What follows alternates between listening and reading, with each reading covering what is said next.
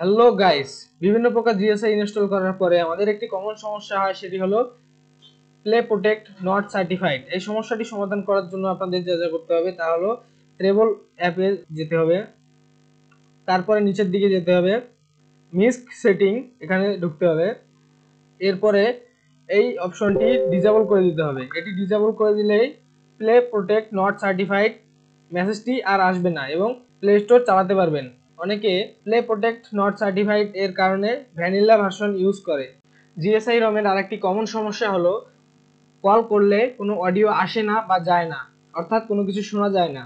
তার জন্য আপনাদের যা করতে হবে, অডিও সেটিংয়ে ঢুকতে হবে, তারপরে ডিসেবল কল রাউট এটি অন করতে হবে। আর একটা সমস্যা হচ্ছে ব্লুটুথে সাউন্ড আসে না বা ব্লুটুথ কানেক্ট হয় কিন্তু সাউন্ড আসে না। এর জন্য আপনাদের ইউজ সিস্টেম ওয়াইড বিটি হাল এটি ইনেবল করতে হবে। আপনারা চাইলে এসব ট্রাই করে দেখতে পারেন। সবগুলো সেটিং অন বা অফ করার পরে ফোন একবার রিস্টার্ট বা রিবুট করলে অনেক ভালো হবে।